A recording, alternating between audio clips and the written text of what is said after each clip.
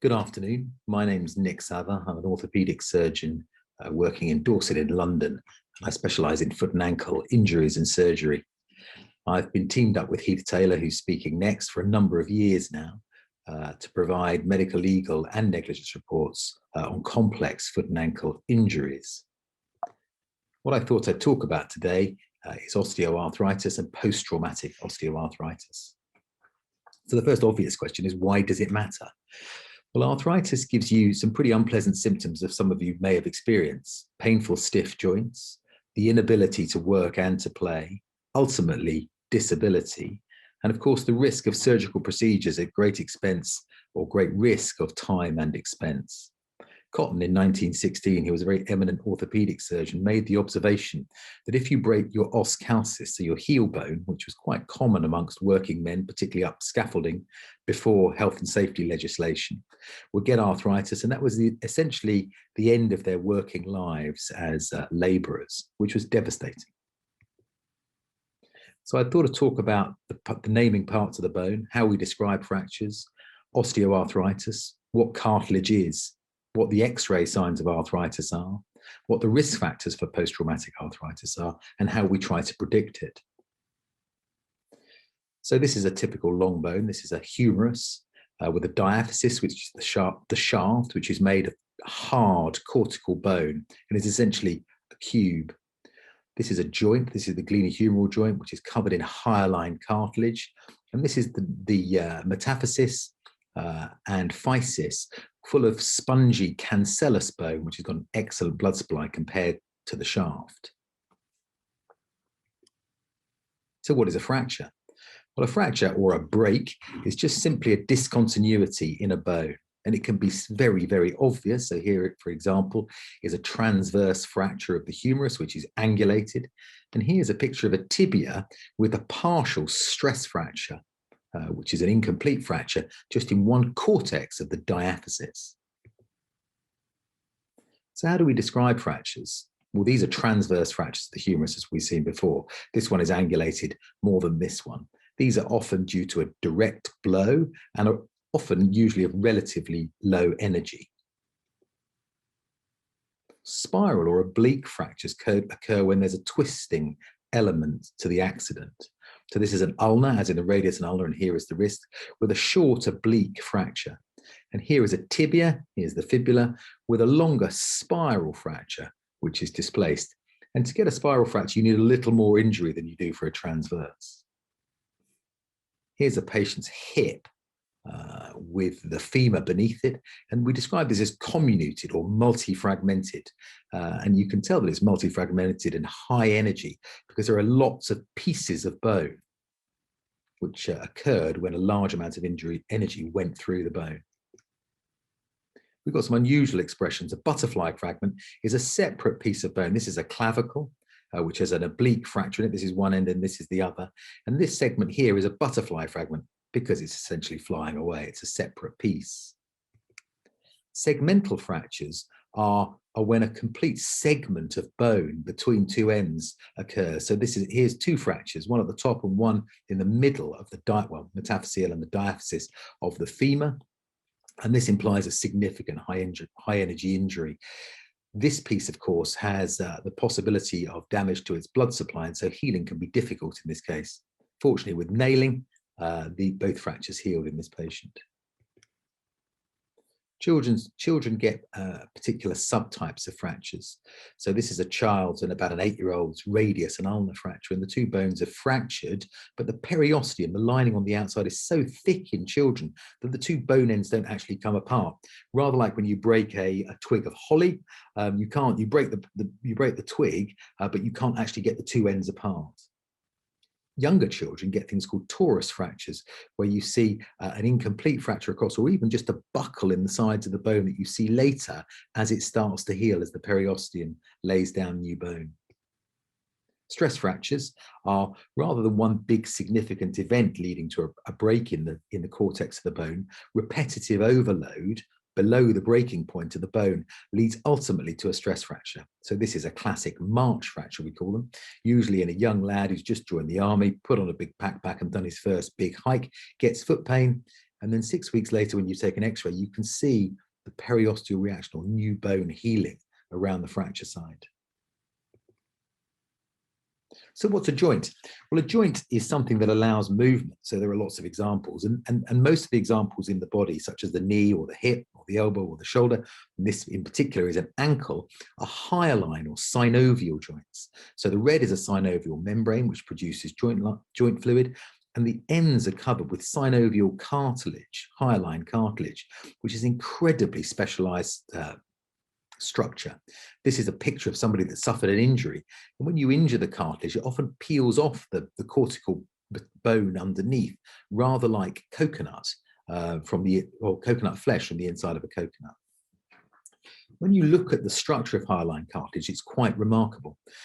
2 layers of hyaline cartilage on each other have a lower coefficient of friction by a factor of about 1,000 than anything that we can make, any man-made substance.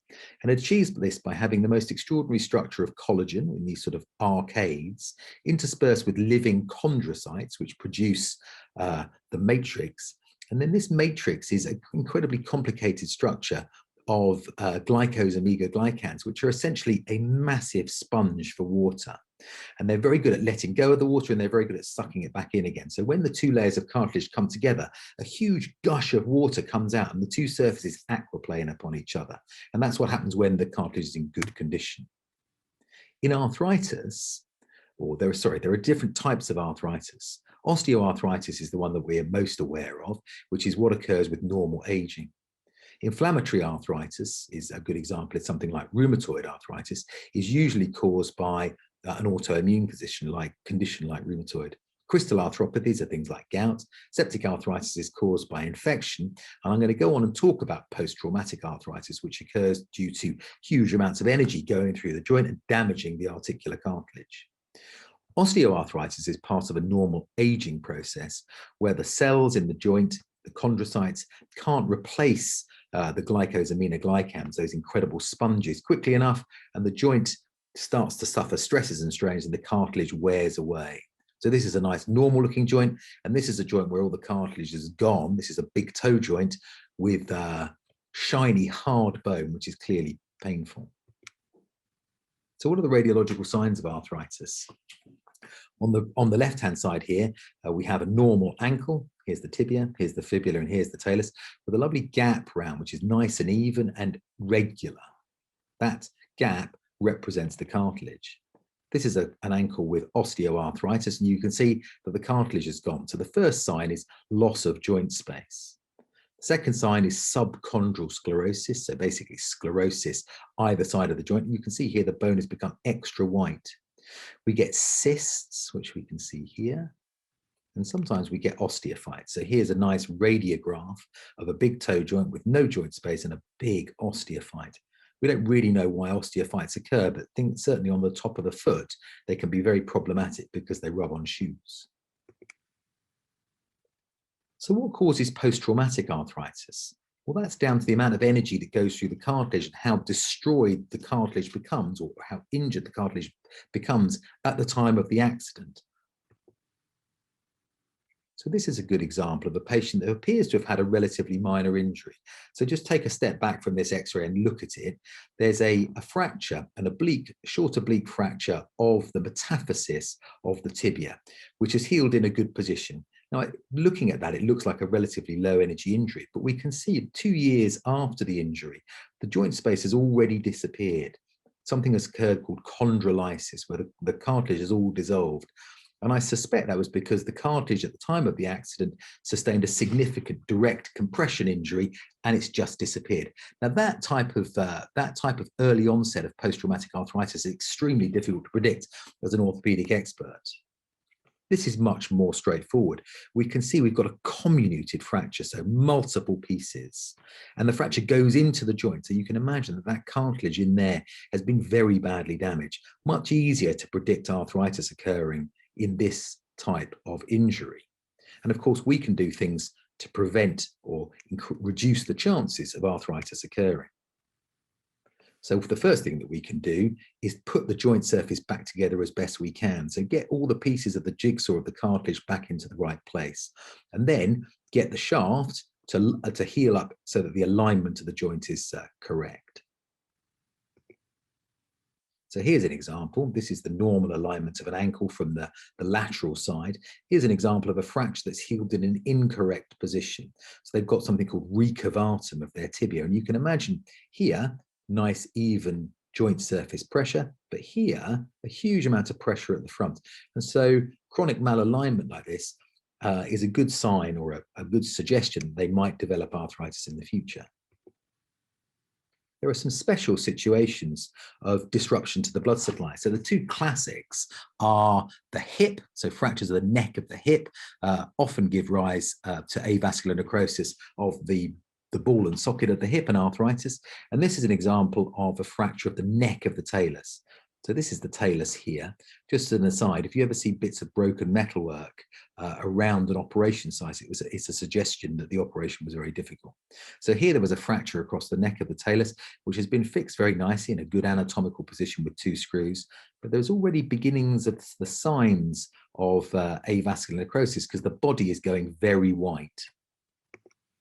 And with time, with the eye of faith, I think you can see that the joint is starting to flatten off because this bit of the body is beginning to die and the integrity of the bone is collapsing. And in fact, look, one of the screws has just broken.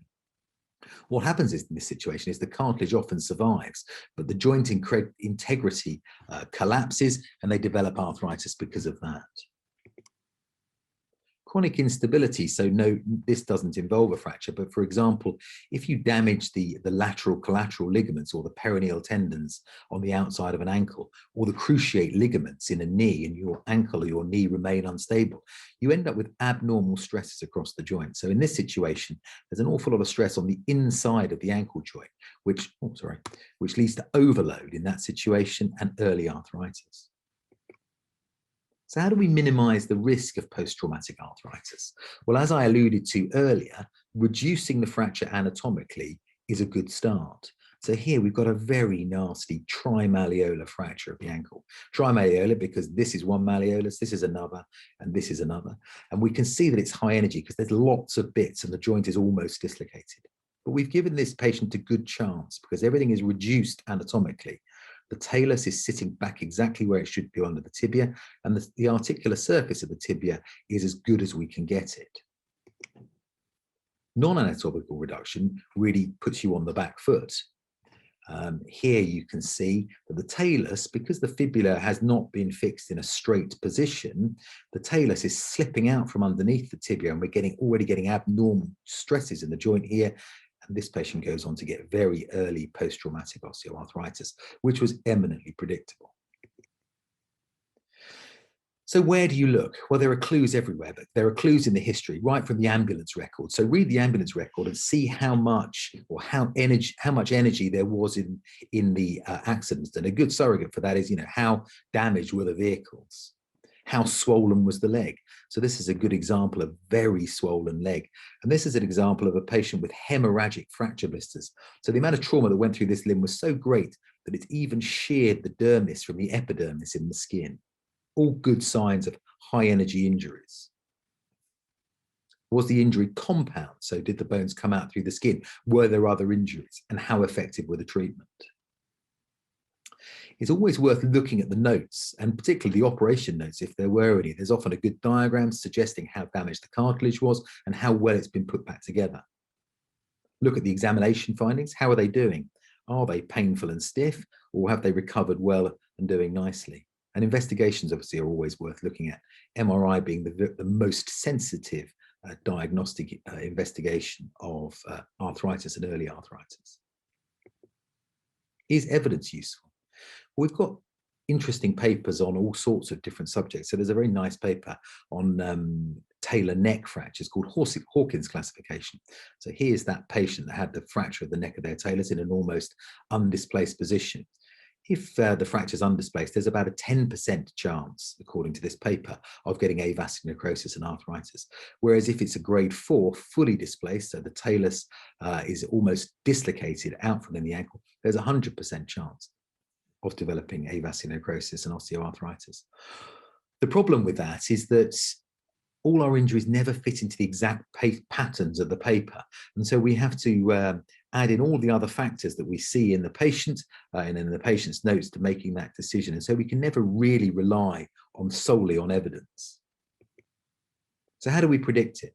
Well, we put it all together with a large dose of our experience. So you think about the energy of the injury, the state of the cartilage at the time, how well reduced the fracture was, if there's any instability, has the fracture been correctly aligned?